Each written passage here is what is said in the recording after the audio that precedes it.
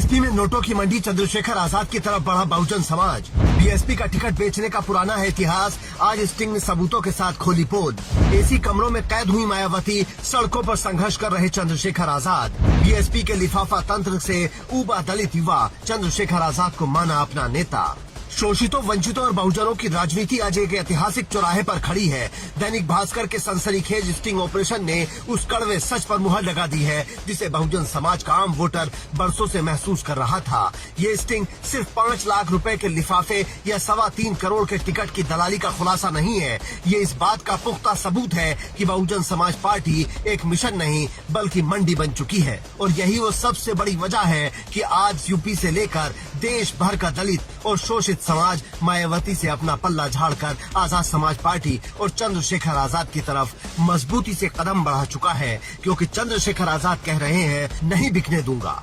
प्रत्याशी डिक्लेयर नहीं किया, प्रभारी बनाएंगे। तो अगर प्रत्याशी लिख रहे हैं तो गलत है। प्रभारी बनाएंगे और 1-1.5 महीने का जो काम पार्टी उनको देगी, वॉल पेंटिंग का, भाईचारा कमेटी को दुरुस्त करने का और बूथ कमेटी को सक्रिय करने का, सेक्टर कमेटी सक्रिय करने का और छोटी छोटी मीटिंग करने का और तमाम तरह के जो 33 मुद्दे उनको घर घर तक पहुंचाने का। अगर सक्रिय नहीं लगा तो हटा देंगे।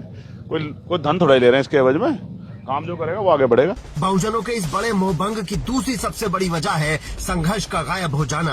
आज जब किसी दलित बेटी के साथ अन्याय होता है, किसी गरीब की जमीन छीनी जाती है, तो लखनऊ के उस आलीशान मॉल जैसे बंगले से सिर्फ एक ट्वीट निकलता है। मायावती ने खुद को वातानुकूलित कमरों और सुरक्षा के भारी घेरे में कैद कर लिया है। वो जमीन पर उतरने को तैयार नहीं है। वो कार्यकर्ताओं से मिलने की कीमत 5 लाख रुपए तय कर चुकी है। इसके ठीक उलट जब भी कहीं जुल्म होता है तो सबसे पहले वहाँ नीले साफे में चंद्रशेखर आजाद पहुंचते हैं। वो लाठियां खाते हैं, जेल जाते हैं, पुलिस की लाठियों के आगे सीना तान कर खड़े हो जाते हैं। बहुजन युवा देख रहा है कि उनके हक के लिए थानों और सड़कों पर कौन लड़ रहा है। जो नेता सुख दुख में साथ खड़ा ना हो, समाज उसे अपना मसीहा कैसे मान दे। बसपा के शहजादे का यही अहंकार और निष्क्रियता आज चंद्रशेखर आजाद की सबसे बड़ी ताकत बन चुकी है।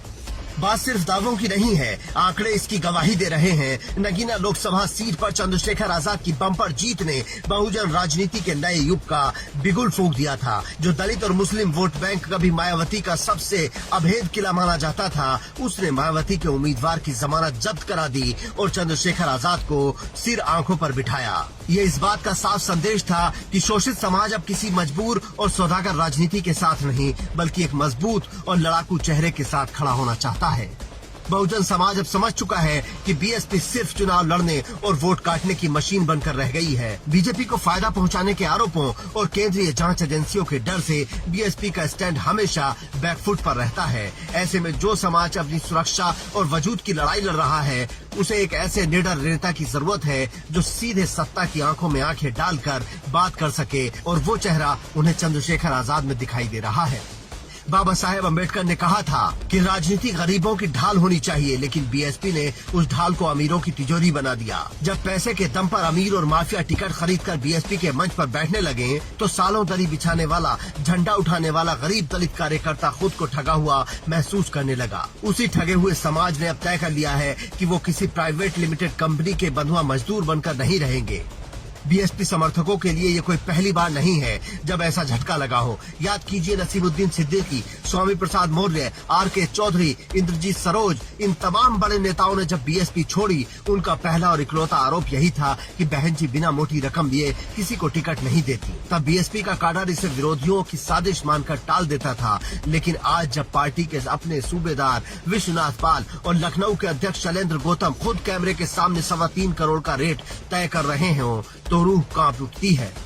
यही वजह है कि नया पढ़ा लिखा और जागरूक दलित युवा अब मायावती के अंधभक्ति वाले दौर से बाहर आ चुका है। उसे सोशल मीडिया के इस दौर में सब साफ दिख रहा है। वो देख रहा है कि एक तरफ करोड़ों के टिकट का सौदा है और दूसरी तरफ एक ऐसा नौजवान चंद्रशेखर आजाद है जो उनके बच्चों की शिक्षा, रोजगार और सुरक्षा के लिए हर मोर्चे पर लड़ रहा है। Bureau report, Indian news.